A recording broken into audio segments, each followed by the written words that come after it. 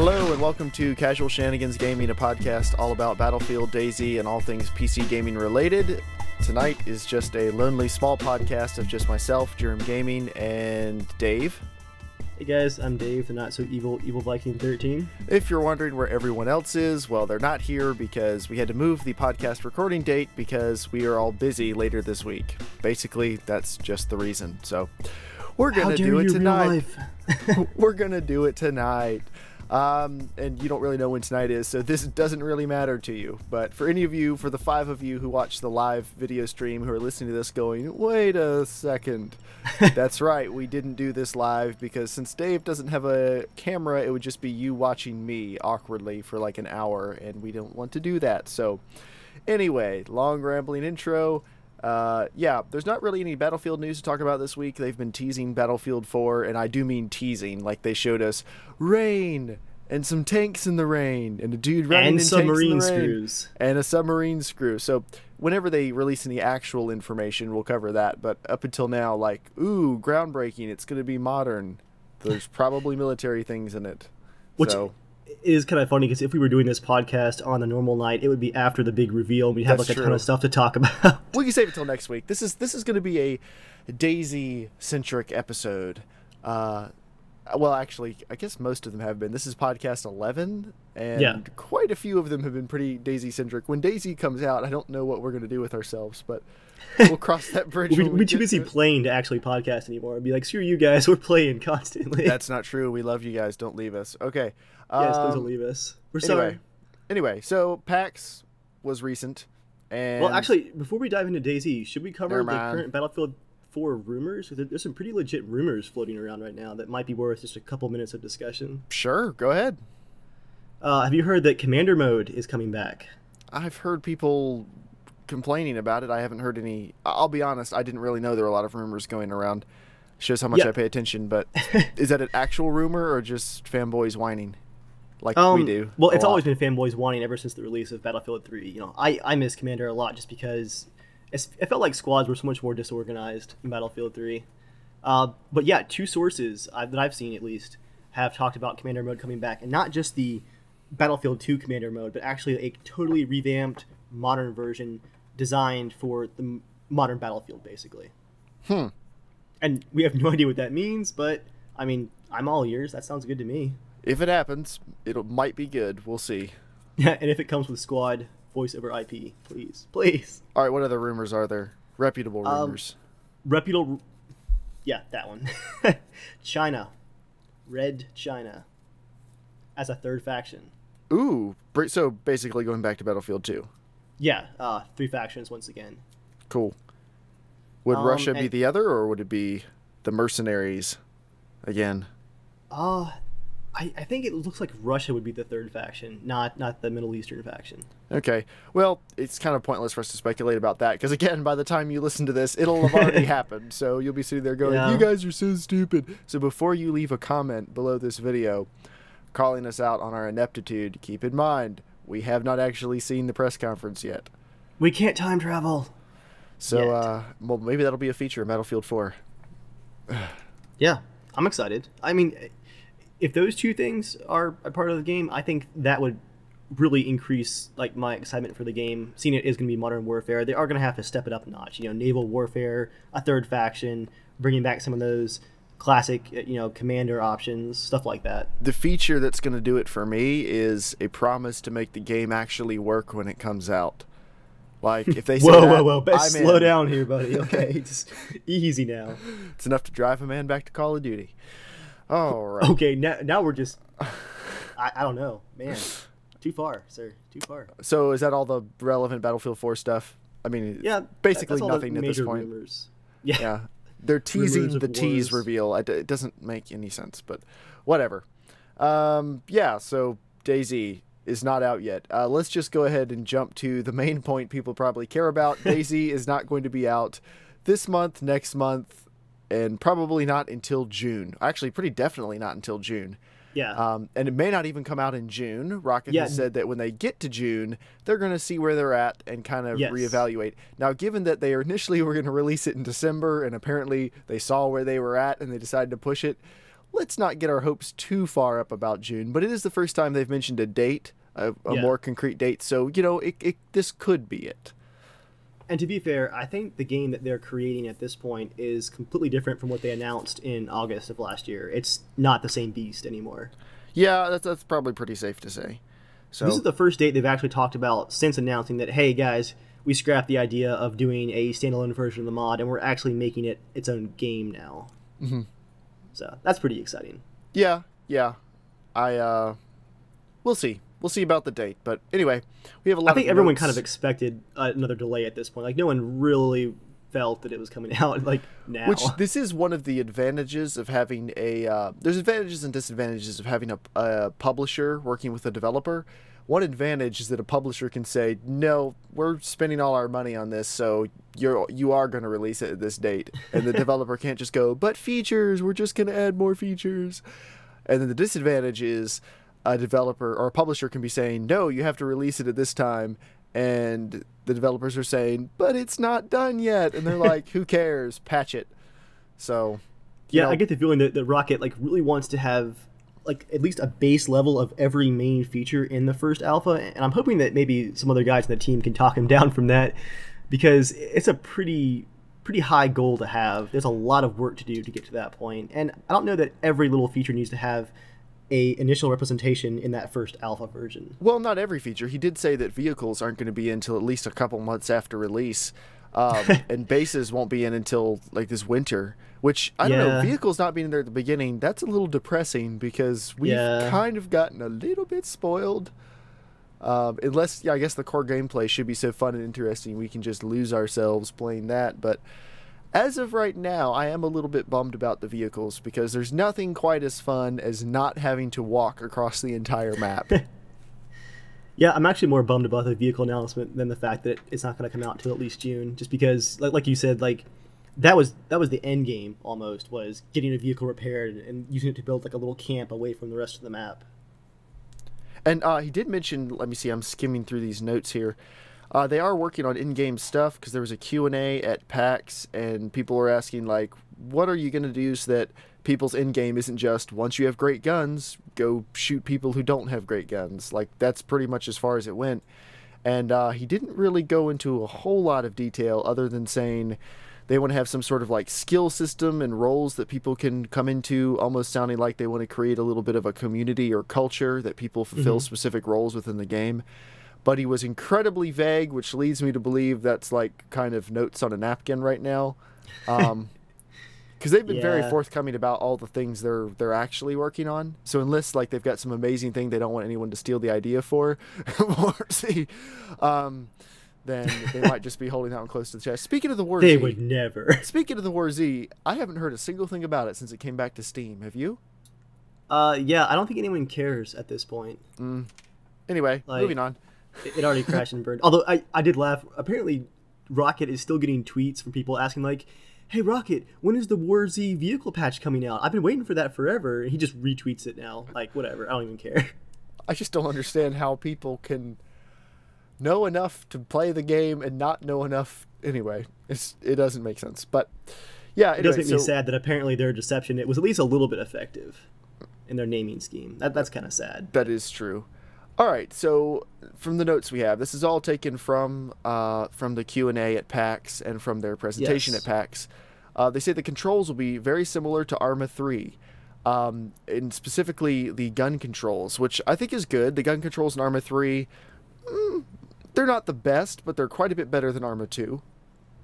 They feel more responsive. Yeah, they're a lot more responsive. I still wouldn't call them awesome, but they're pretty good. They're definitely more simulation-like than an arcade shooter, and that's fine. That's what it wants to be. But I closer to Arma 3, I'm okay with that.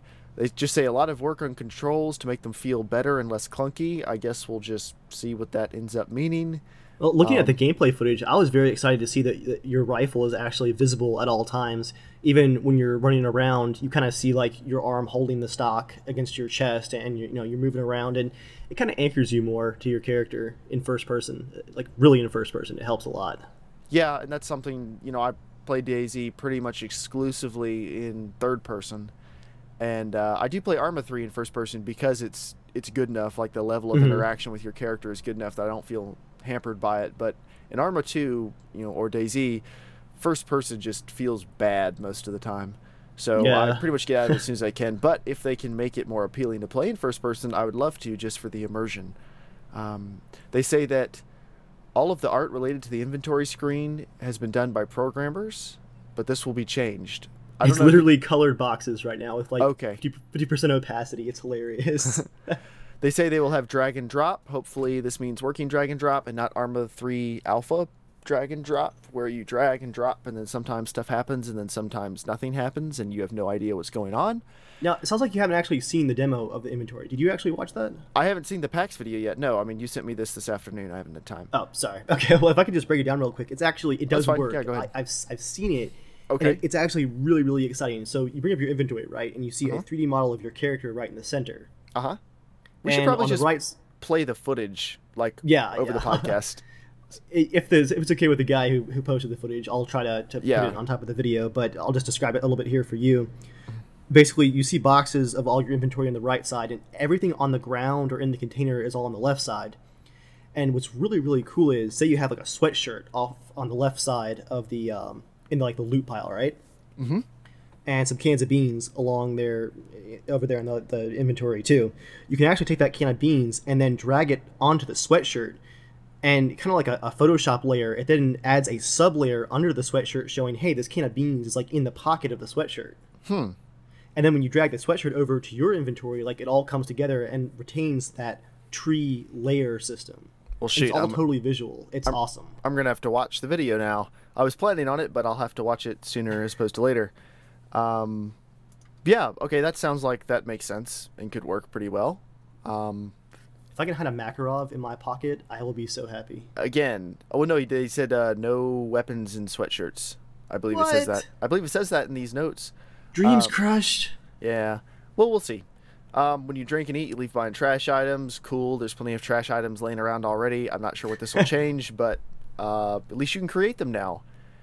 A defibrillator is being shown.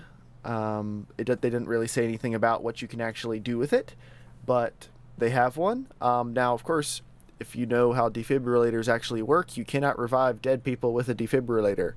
So, depending on how realistic they want to be, considering this is a zombie apocalypse game, maybe you can revive people, which would be very cool, or maybe you can use it to kill people, or maybe it has something to do with disease. But I'm assuming, I mean, a defibrillator in games now is pretty much synonymous with reviving a dead or knocked out person, so I guess maybe right unconscious. Now, yeah, maybe, I'm going to assume that's what it's for, but we'll see. They didn't say anything about it. So let's see what else. Yeah, it says right here, weapons will take up a certain number of spots in your inventory, but you can't put it in the hoodie because it doesn't have enough space. Well, I think here they're referring to the AK that he had in the demo, though. So maybe you can't put your rifle in your sweatshirt. Well, you can always hope. I'm going to hold on to my hope here. Hoping and dreaming is about all you've had for the last, 3 or 4 months, so. Keep me warm at night. So let's talk about the client and server interaction. Obviously, hacks and exploits and hackers and people teleporting everyone to a mile above the island and everything like that, that's always been a really big problem in DayZ. Especially, DayZ is the type of game where, because you have such character persistence, it's a really big deal if someone kills you all of a sudden because you could have lost 20 or 30 hours of effort. Now, it's not as big of a deal if someone kills you like in a fair fight, but if you're just cruising along, minding your own business, and someone teleports you somewhere and they're just mowing people down with a hacked M249, well, that's kind of a big deal because that's not really playing by the rules. And I honestly don't know why that's so fun for people, but it's obviously fun enough for enough people because people keep doing it. So obviously in the standalone, they want to do something about that. And they admit that hacks and exploits are a big problem, and they say the new client-server architecture will do a lot to take care of that. But we don't really know a whole lot about how that's going to work, other than the server is taking care of pretty much all the information at this point, correct? Yeah, and I imagine that their log system is going to be a lot better as well, so that they can kind of watch patterns of people trying to hack and maybe predict those a bit better. Now, if the server is handling most of the information, or almost all the information. That should mean that on the client side, people's games will run a little bit faster on lower end hardware, I would assume, because with Arma, the biggest slowdown is all the calculations being done on the client side. Even in the Arma 3 Alpha, I've been running at 35, 45 frames per second, but if I start doing a custom editor and add in like 30 units with their own AI, it drops down to 13, 14 frames per second. That's just because of the tremendous load put on the client side to do a lot of calculations.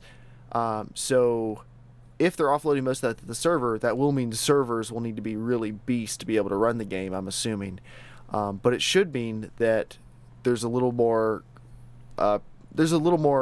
standardized performance for people, and that you don't have to have a beast system that can just barely run the game, and it may your frame rate won't dip terribly when you enter cities. Stuff like that theoretically should be a lot better with the new architecture. And the good news is too that Rocket has said that he's already working with some of these big server providers to go ahead and make sure that this completely new system won't destroy servers, and that it won't be even feasible when the game's ready to come out. That Which is good. Nothing can run this. Yeah. So they don't pull a Sim City and like everyone's trying to bombard the servers at the very beginning, and they're like, "Oh, it turns out we're gonna have to rethink this because this doesn't work." Oops. Hopefully that won't happen. Let's see. What other features? I've kind of been reading down the features. What other features would you like to talk about? Radios. What's the that was exciting ACRE method? That says here in these notes. I don't really know what that means. Probably because I'm not a hardcore enough fan. So. Yeah, it's basically a very hardcore Arma mod. I've heard awesome things about it. We need to try it sometime. But essentially, radios in game will work like they do in real life, with channels and range and that sort of thing. Oh. That could be interesting. Now, if we had that, would we use that to talk to each other? I imagine our group would probably still use TeamSpeak, but it would become basically a replacement for global chat in game. I'd like that. And it would be like a very, very realistic version of global chat, and it would allow for some shenanigans, as Rocket put, because he gave the example of you find a radio with a channel that someone else is using, say you're near Cherno, and you sneak into the hospital and you place your radio in the hospital. You have like a second one in your pocket. You turn the speaker off, so it's basically just a bug in the hospital. And then that radio will transmit all direct voice and text chat that it picks up to your radio as long as you're in range. I guess that could be kind of interesting. It could be a good proximity sensor type thing. Oh, yeah. Possibly. Yeah. So, I mean, I guess we'll see what happens. But, yeah, I think the idea of radios is really cool. CB radios in cars could be pretty cool, too. I don't know if that's really going to be a thing, but I think it should be. Breaker, breaker, convoy heading out. Exactly. Let me see. I like medical stuff. Yeah, I like to do medical stuff.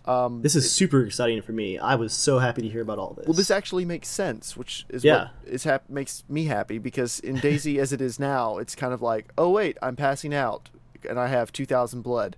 But sometimes you have 500 blood and you don't pass out for a while. And it's, I don't know, it doesn't make a whole lot of sense. And then to fix that, you kill a pig and enjoy some delicious bacon. Yeah, so explain to us the new health system as we understand it right now. Basically, there's going to be different categories of damage. And the example that Rocket gave in the PAX talk was, if you get shot, you first take brute force damage to your overall health. You lose blood from your blood inventory. You actually get a shock status, and you have a chance of actually bleeding a bunch. Which is funny. You have a chance to start bleeding when you get shot. I don't know if they know how getting shot works. You know our Viking bodies, they just seal right up around the wound as soon as it hits, and you're good to go again. I imagine the chance would be pretty high. I like the example here where talking about melee weapons, and here he used the example of a baseball bat, where say your poor character hasn't had the luck to find one of those awesome motorcycle helmets yet, and some evil, cruel bandit highway robber named Joel sneaks up behind you with a baseball bat and clocks you in the head. Well, you take severe shock damage, and you might just go ahead and pass out immediately if he hits you in the head. But if you have a helmet, which, helmets were laying everywhere in the demo we saw, so I don't know if those will actually be more rare in the game. I hope so. But I think it's just the only hat right now. if you do have a helmet, theoretically you'll still take some shock damage and stuff, but you won't take nearly as much. Right. Which could lead to a lot of people running around wearing helmets. We'll see. But yeah, and they say they are still sticking to no UI for your medical status. They want to use post-processing effects, which I guess means you have to leave post-processing on. But they want to use post-processing effects to simulate your poor health, which they kind of do now with the screen losing saturation. The curve for that is so extreme, though. Like, you lose 1,000 blood, and it's like sepia-toned. Yeah. You got a head cold, you're gonna die! Welcome to 1950. Now, I do like blood will regenerate if your hunger and thirst are met. Yes. And your health will regenerate if your hunger, thirst, and blood are met, which is nice, which makes sense. It'd be nice if they could, like, regenerate faster if you're sitting or laying down. That'd be kind of cool. Oh, yeah. You know, I don't know how fast is fast. I mean, it's probably going to take, you know, I would guess it would take at least an hour to recover from something serious. I would hope it would. It shouldn't be like Call of Duty. You duck behind a box until the blood goes away and you're good to go. Take a few deep breaths and you're back on your feet. Exactly. Hopefully it won't be like that. I assume it won't be like that. I mean, we have no reason to believe it would be. But yeah, it'd be interesting to see, if your hunger and thirst are met, your blood will regen. Now, does that mean, like, your hunger and thirst have to be above half, have to be above 3/4, or does it just mean you don't have, like, a hunger icon blinking, like you don't have to eat right now, you don't have to drink right now? I hope it's like that, because otherwise it's going to be really, really annoying to keep up with your hunger and thirst demands.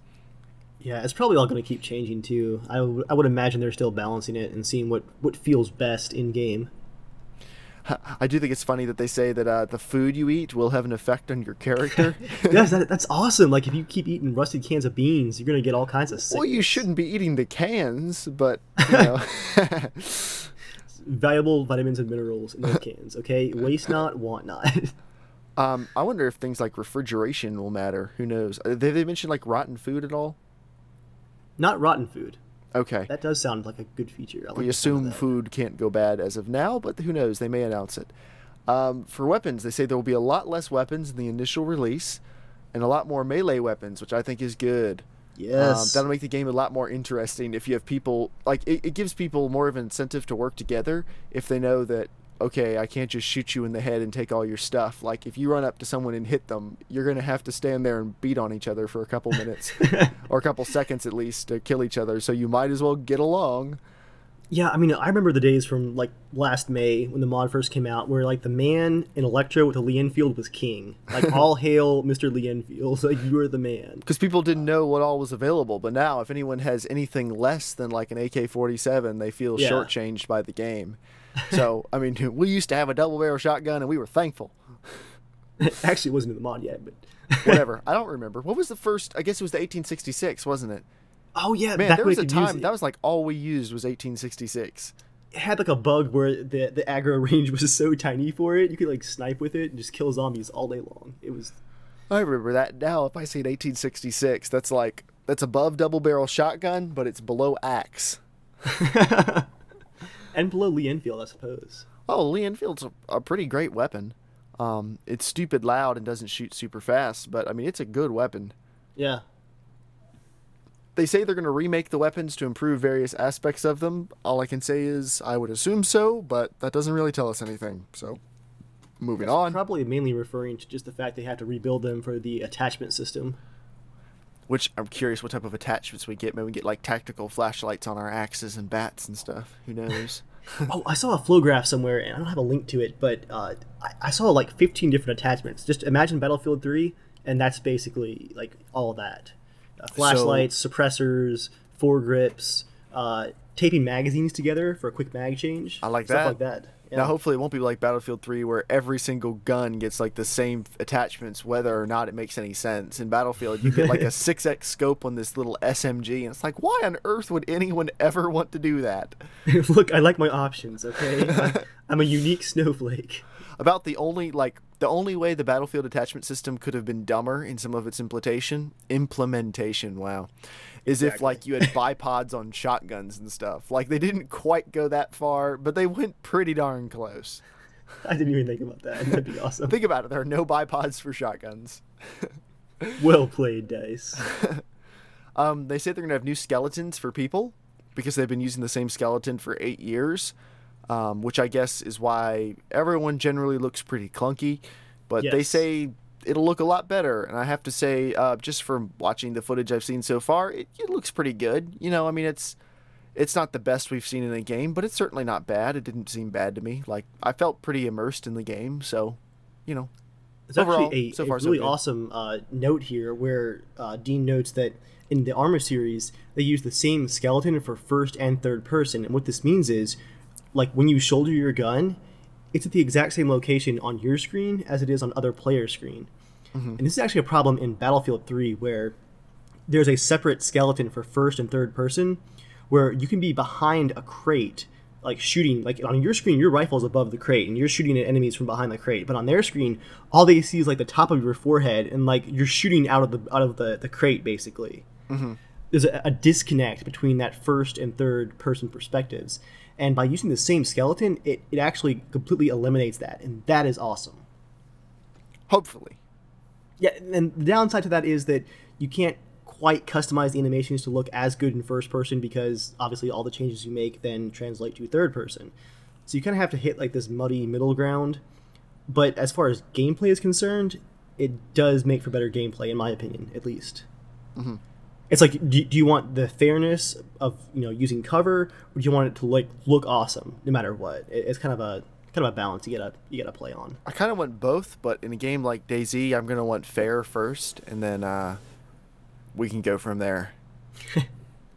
Yeah, and I think Armor 3 is going to do a good job of balancing that, and if they're going to be using that kind of system, good things are in store. All right, they say that vehicles will not be in the initial release, but in August, September, they hope to do vehicles. I'm assuming that means a June release date, and that does give a little more weight to the June release date, because if they have dates of when they want to have other features rolled out, they must be fairly confident that they'll be able to hit this date. Right. But we'll see. They want you to customize the vehicles. Of course, no real information on what that means, but if I can rip doors off my Jeep, that's good. If I can take engine parts off one car to put on a working one, basically, I'd be happy if you can just find like a broken down vehicle and strip a couple parts off of it. That would make me happy. Just so, because as it is now, like if you can find a truck that's in mint condition except for a wheel, it does you absolutely no good unless you get a wheel. And in a game like that, you should be able to like siphon gas out of cars and take wheels and windscreen glass and I don't know, whatever else you want. Like there should be some sort of system to do that. So we'll see what customized means. Maybe you'll be able to put like plows on the front to bowl through zombies. Oh, yes, please. Yes, please. I'd be in favor of some sort of bulletproofing you can do. I don't know what that would be. Welding metal over the windows. Yeah. Just having like little peepholes in it. Yeah. Yeah, I mean, of course it would affect your visibility and everything, but like I'd be cool with that, so we'll see what they come out with. Base building, they say, will be their vision of EVE capital ships. Now, I'm not really familiar with EVE capital ships, are you? Nope. Alright, I played EVE for like 30 minutes once, and then I was done.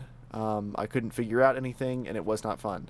From what I hear... not even like the tutorial, that's just like launching the game 30 minutes? What I hear is it takes about a week to understand the base gameplay. Ugh. Yeah, it's just I have like this life that I'm pretty happy with at the moment. So, I've always told myself, I seriously been telling myself this for years, if I'm ever like stuck in a hospital bed for a year or something, or for a couple months because of some injury, who knows? This is all theoretical. But should that ever happen, I'll play EVE. Like that'll be when I play, unless the DayZ standalone's out. So yeah, but they say base building will be like EVE capital ships. So for the cross-section of people who like DayZ and EVE, which I think if you like EVE, you don't have room to like anything else, but I could be wrong. I think that about sums it up. Yeah. So you may be jumping up and down and clapping your hands, but for the rest of us, I guess that's good.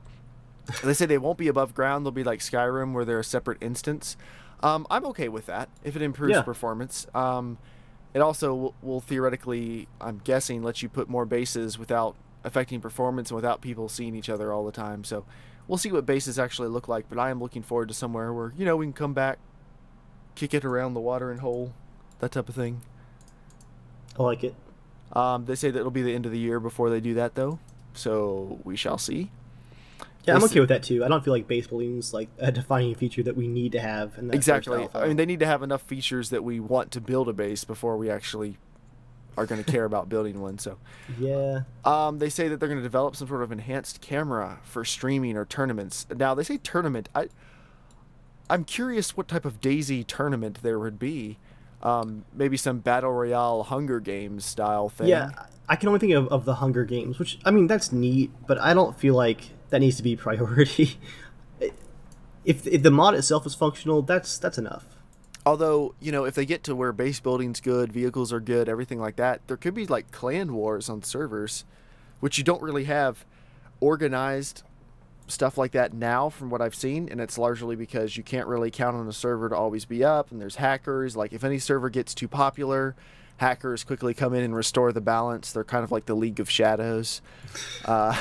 Sure. They burn it all down and let it return to its deserted state. But you know, if you can really like have your server, like this is the server we play on from here on out, then that would be pretty awesome.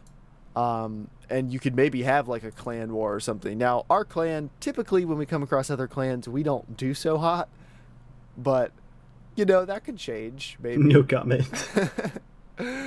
I didn't know they were covering the field with a gun. Can we just drop it? It's been almost a year. The airfield was so wide open. Anyway.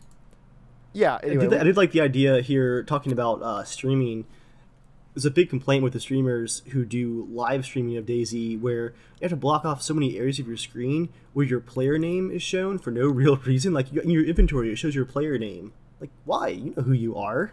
Mm-hmm. Stuff like that to make it easier for people to live stream is definitely a good thing, and make it easier even if we're doing like offline non-live videos to kind of hide which server we're playing on a regular basis. That's always a good thing. That would be good. Hopefully they don't come out with some sort of like DayZ stalker like they have for Battlefield.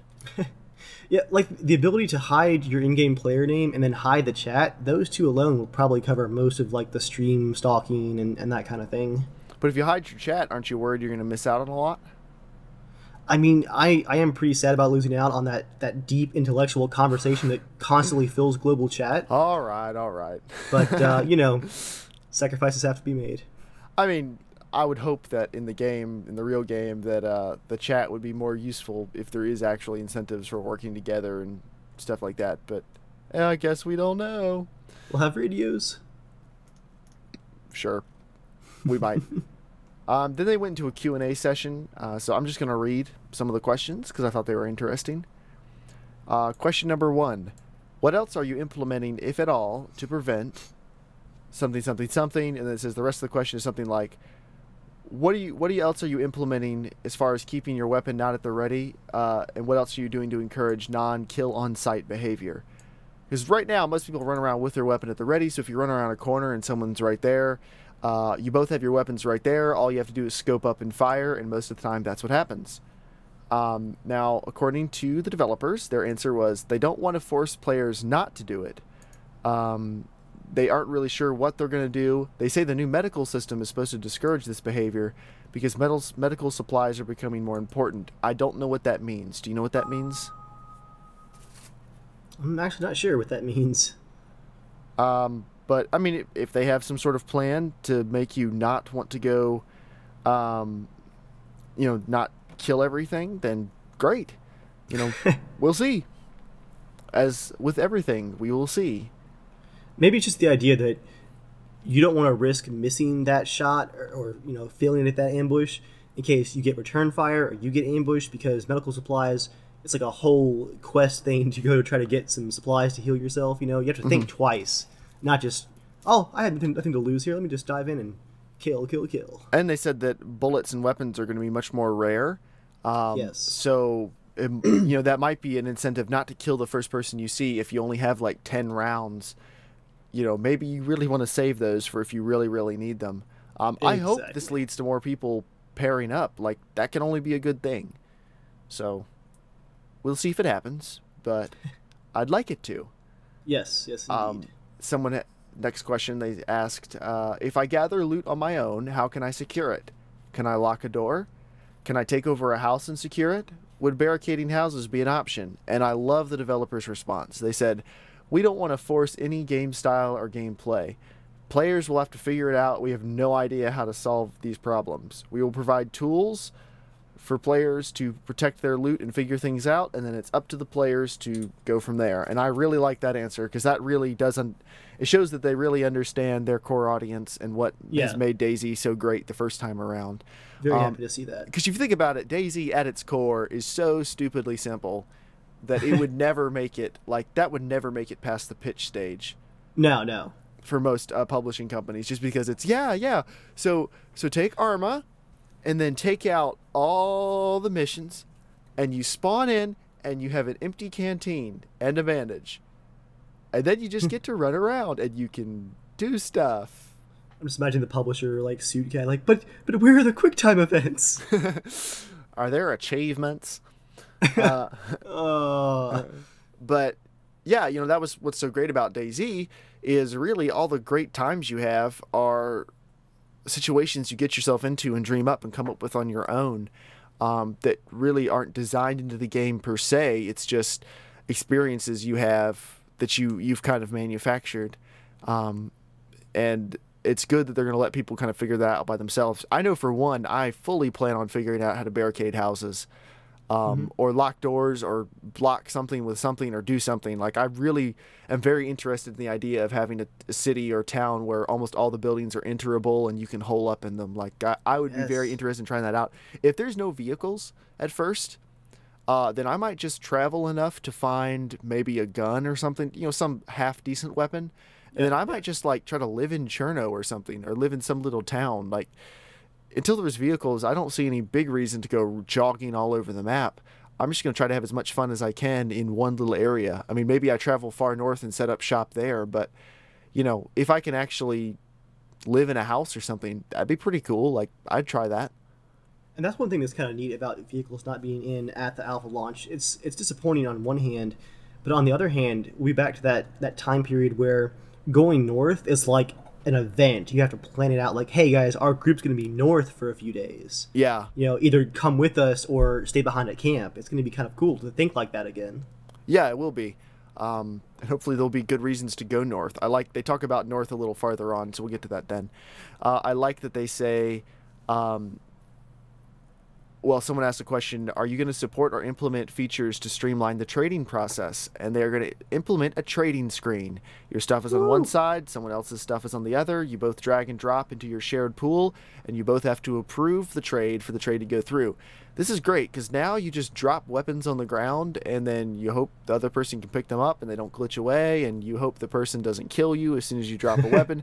And there's not a whole lot of incentive to trade right now unless you're with friends. Yeah. So that could be actually something useful. Maybe you could trade someone a vial of diseased blood. Haha. But, yeah, we'll see. Okay, Joel. Next question. What are they going to do about server hopping? They say the new server architecture will allow for this to be managed. The central database will detect you server hopping. If you do it again, they might lock you out. They might start you on the ground asleep. They may give you a 10-second delay. So now I'm curious what exactly defines server hopping, because we've been known to, like, jump to a different server and travel around for a while, like if a current server is having issues or something. And I know we have 1 or 2 times we have, like, driven up close to our town and then hopped out and gone into a different server, like if the main server we were on was having issues, just to prevent, like, accidentally losing all our stuff or something like that.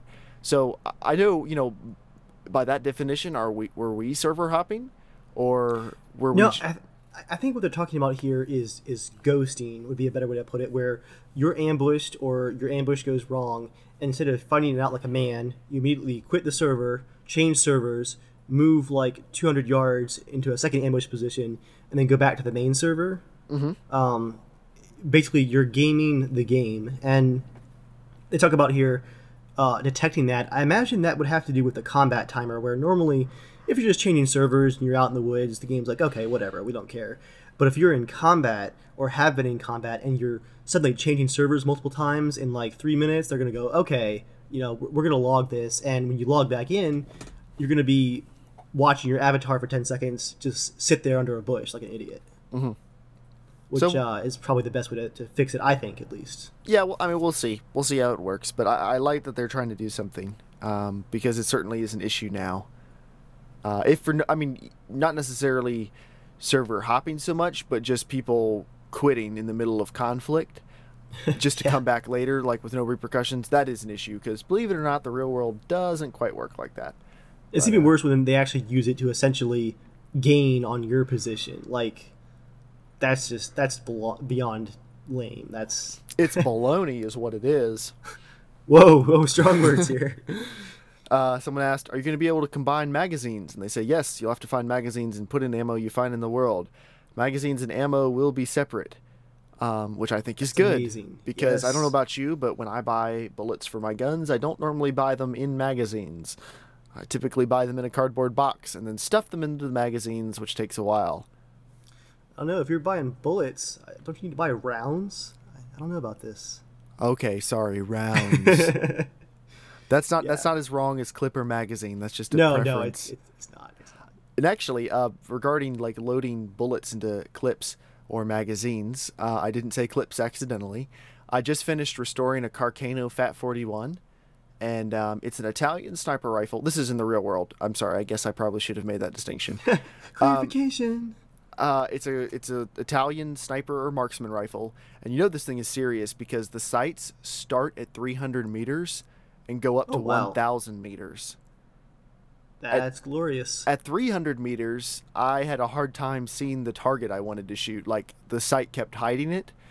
I mean, not 300 meters, 100 meters. That was as far away as I could get. Now, we're talking irons here, right? Yes. It's got a V in the back and then a blade sight in the front. Okay. But anyway, that's not what I really wanted to talk about. That gun uses a clip. If you've ever wondered why gun people tell people not to say clip, to say magazine, it's because most modern guns use a magazine. A magazine is like a cylinder or a little box that you stuff bullets into, and then it holds them in the gun. A clip is much simpler. It's really just like a strip of metal that the bullets are wedged into, and then you slide it into the gun, and they're much less contained than they are in a gun with a magazine. The best way that I've seen to actually tell the difference between the two is it's actually quite simple. A magazine contains a spring, whereas a clip does not. Okay, yeah. That's the main difference, is the spring. That's a good way to tell the difference. But this gun holds 6 rounds in its clip, and so I would load them up, and then to put them in, you have to hold them over the top of the gun and push them down into it. And you could like lose some skin doing that. Like, that is not easy to do. That's a serious spring you're pushing down on. The spring is in the gun itself, and it's not quick to do. And when I'm loading up the clip, I have to be careful that I keep everything straight, or the bullets will go all cockeyed and I'll have to pull them out and start over. Like, it's not that easy. So yeah, like if you have to have bullets separately and load clips and magazines, I'm hoping that rifles like the Lee Enfield, it'll be harder, it'll take longer, stuff like that, to further distinguish those weapons from newer, more modern ones.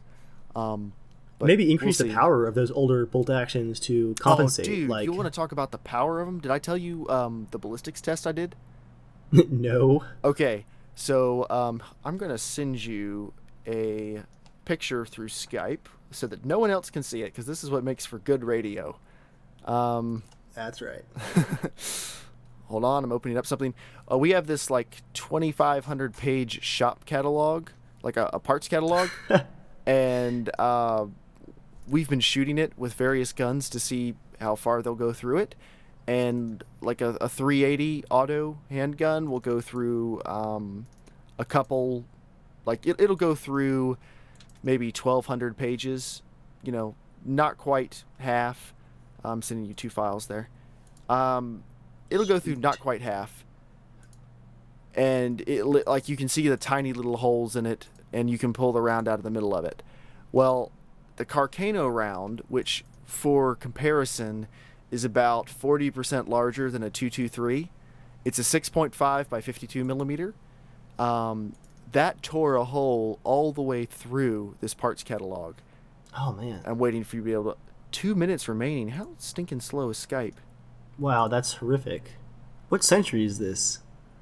remember I used to use Skype to actually send large files. Haha. Anyway, what's the muzzle velocity on that? let me look that up real quick. I'm kind of curious now. Let me see. Carcano, Fat 41. This is really good radio.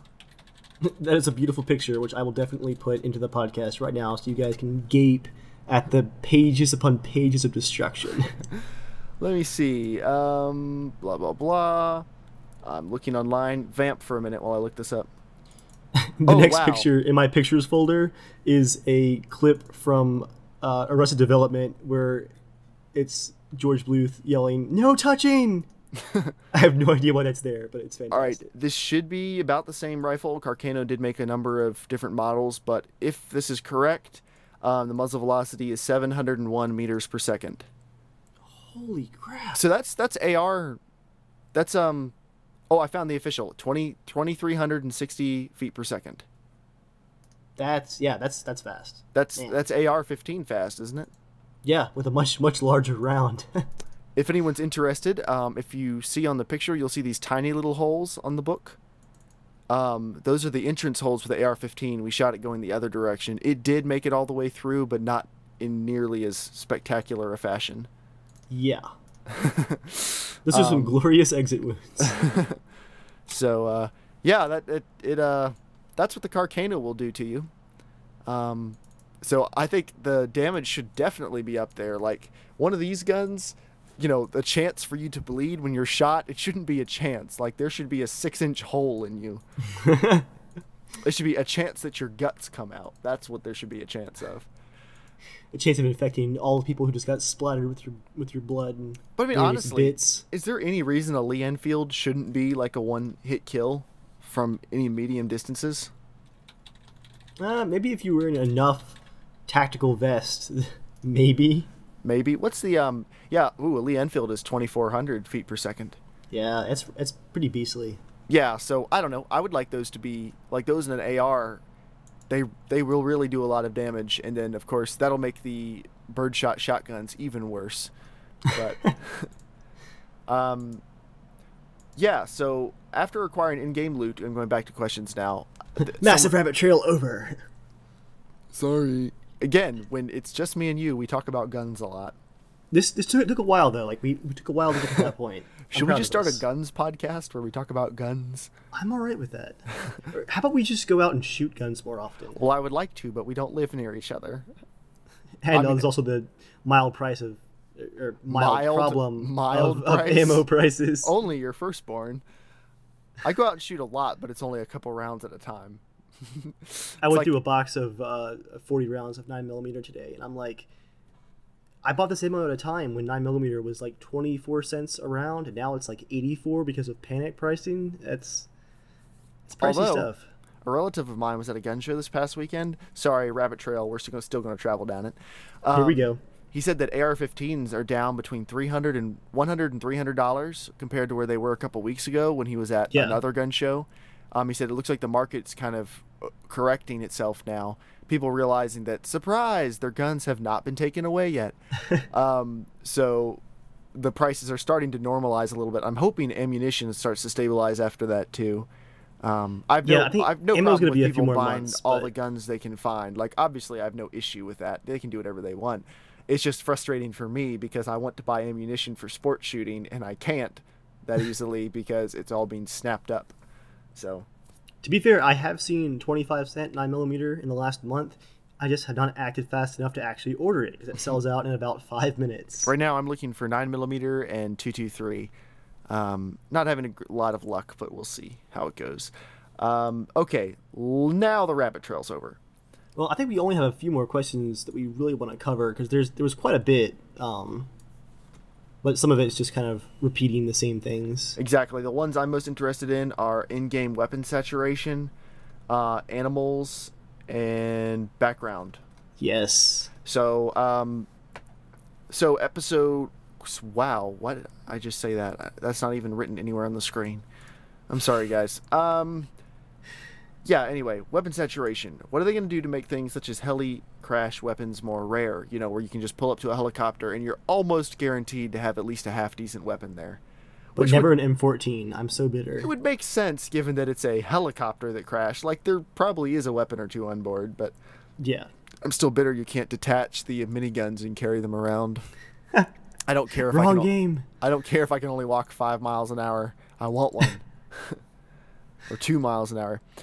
They said that advanced weapons will be very hard to find. Advanced weapons being the ones that have attachments. Even pistols will be hard to find. They want to bring in modding later once they fixed hacking. So that's good. Like, that's all good stuff. It just, so that everyone doesn't have the very best gear. Again, it kind of will create more of a sense of community when people have an incentive to not just try to murder everybody. And, of course, it does have the disadvantage of the first person who finds an M4 and gets back down to Cherno, it's just going to be a bloodbath. There'll be people with motorcycle helmets and bats just circling him, waiting for him to use his last bullets. Yep. So anyway, scrolling down. So many questions. Will animals be a threat? They want animals to be a threat. They need to figure out the animation system for animals. They want to expand hunting so you can use animals like dogs for things. It's a lot of work, but that's something they would like to do. So we'll see, which would be cool because right now there aren't really any animal threats. But if you're not just surviving against people, like if you can't go up to the north because bears live there, that could be a big deal.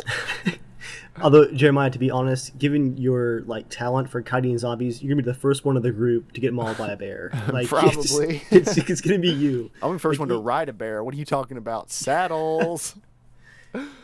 Mentioning actually having a threat besides people, I think between the many new diseases, especially like how they connect with your food supply, maybe having animals as a threat as well as players and zombies, it's going to spread the PvP action out more, and you're going to feel more threatened without having to run into a player every time. People won't be your biggest threat, as now people are really your only threat. Zombies are not a threat unless you do something really stupid. Like we do often. Well, I mean, honestly, when's the last time we were killed by zombies? Yeah. Except for like a sacrifice. Like I kind of sacrificed myself so you guys could fix a car about a month ago. But that was like very intentional. We were right near the coast. I had no good gear. Like that wasn't a big deal. Yeah. Other than that, I can't remember the last time I was killed by zombies that wasn't a result of like being shot and passing out or something like that. Yeah, it's been a long time. Of course, if you can't just like lose zombies the first house you duck into, zombies will become a big deal. And if you wander out in the wilderness and come across a horde of zombies, that will be a big deal. I hope I come across a horde of zombies and find a minigun on a chopper. That would just be a good time. I'm not going to argue with that. But yeah, people asked about heat maps posted on forums to show where people aren't going for certain loot locations. They're asking how you're going to make locations more desirable as far as loots. And they said like 120,000 items can spawn on a map. Every building and every wreck can spawn items. Not necessarily that it will every time, but it can spawn something. And to compensate for that, they've lowered the percentage chance that each individual wreck or building will spawn something. Which is good because it should be a lot less like, hey, let's hit up the grocery store and the hospital, but you might actually want to comb through a whole town for stuff. So, you know, that could be worthwhile. And hopefully that will lead to people just branching out and exploring more, or they might just stay in one place and just keep farming the same spawns if there's a bunch more of them. So, we'll see. It would be nice if it felt less like an item spawn area and more like just stuff is here and you can find it. See, that's the exciting part about once again, the server and client architecture change is that the server will have a global list of loot tables, and it will know what's supposed to be in an area. So you're not going to be able to like pull loot off of a pile and then wait 10 minutes and it spawns back in because you're still there. The server's going to go, okay, you looted this spot, well, there's plenty of other loot spread out across the server. Like, I'm not going to fill in this spot right now because you just looted it. Like, it's going to stay like that for a while. So it might just be like we need to have beans spawning in 2% of the spawn locations across the map. And as long as there are beans in 2% of those locations, they're not really going to worry about which ones. Yeah, and I think that's going to make looting feel a lot more realistic. You'll have to travel more to loot different things versus just farming certain types of buildings. Right. And you won't see things like barns full of hatchets over and over again. Hopefully. Hopefully. They said that the whole northern sector of the map is being redone, which I think is good because other than the northwest airfield, people don't really care about the north that much. There's a lot of empty forest. Like I did a lot of camp hunting back in the mod, and like having my run key held down by like a pen or something while I scour endless miles of empty forest for camps. That got old very quickly. It was well, terrible. it's just because there wasn't anything up there other than the airfield. There wasn't much that was worth going up there for. Like, why run around and find this tiny little hovel or something up there if you're not going to, if there's nothing that you can't find closer to the coast? I'm hoping you can spawn anywhere on the map instead of just the coast. I mean, given this is a zombie apocalypse, there would be people in all of those locations, theoretically. So, I've actually talked about this a lot with Joel, and I actually argue strongly in favor of a coastal spawning system just because it leads to that sense of progression. You know? What happens if you have players that are spawning right outside of a military camp in Starry Sobor? Well, that's true. Although, I mean, well, they could adjust the spawn system so you can't spawn, you can't spawn that close to anything. Yeah, maybe some empty wood spawns, but only a couple. And I think that the coast is also very important for new players. Like, the first time I played the game, if my back hadn't been facing the coast, I would have been so lost. And I had played Arma 2 before. It had just been a long time. Imagine being a new player and you literally spawn in a forest with no compass. You're going to be so lost. Well, I was pretty lost even with the coast. That's, again, can lead to the sense of what on earth is going on here. But someone asked, are they going to add party or clan features such as spawning with friends, clans, anything like that? They said they thought about it, they're not sure, but they like the idea. So, or they like the idea of people being able to meet up. So we'll see what happens. Who knows? My concept for that would possibly be you're allowed like one clan spawn per life.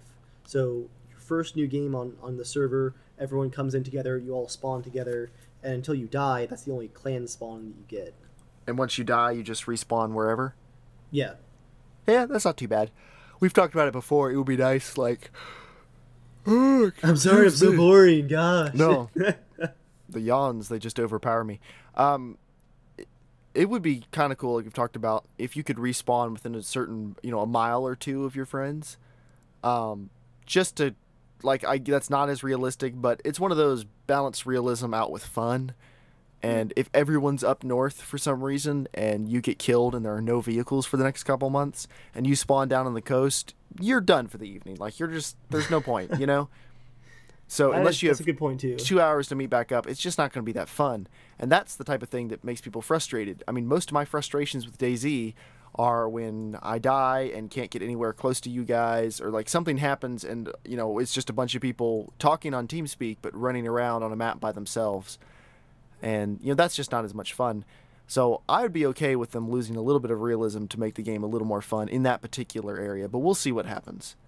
Someone asked, and this is probably, I think, the last question, what are some of the biggest features from Arma 3 that they would like to use? They say they want to have underwater. I don't know why. Yeah, I have no idea why that's important. I mean, the water is totally useless in DayZ. So I don't know what it's going to be like in the standalone. But I guess, it's not... Maybe, if the ballistics is realistic, like if you could dive into the water to escape someone shooting at you, that might be kind of cool. Ooh, yeah. I like the sound of that. Of course, you have to hold your breath, and who knows. If you could tie bricks to people's feet and throw them in the water, that might be fun. They want to use the lighting from Arma 3, which I approve of, and they want to use the daytime shaders. Yes. Which those are already in game, aren't they? It looks like it from looking at the footage they've showed. It looks a lot more like the Arma 3 lighting. So, yeah, it looks like that was a big part of the dev blog like a month ago, was showing the new lighting system. Yeah, that's definitely in game right now. It does look really good, and they say they want to use the Arma 3 controls, which, aren't that much different from the Arma 2 controls, but they're just more refined, which they've talked about other times. So basically, I think just even that more slight refined improvement controls. though makes a huge difference in how it feels. It does. Just watching them move around, it's like, oh yeah, first person actually feels like first person now. Right. It feels less clunky, and DayZ is a very, very clunky game. We've said numerous times, if they could just make it fast and fluid and smooth, it could be so much more fun. Yeah. Because it'd be just a lot more exciting. So, yeah, that's pretty much everything from PAX that we know so far. They say That's a lot. Well, yeah, they say there's gonna be another dev blog coming soon. So we'll see. And they also hinted we could expect the dev blogs to slow down some because they're gonna be in crunch time.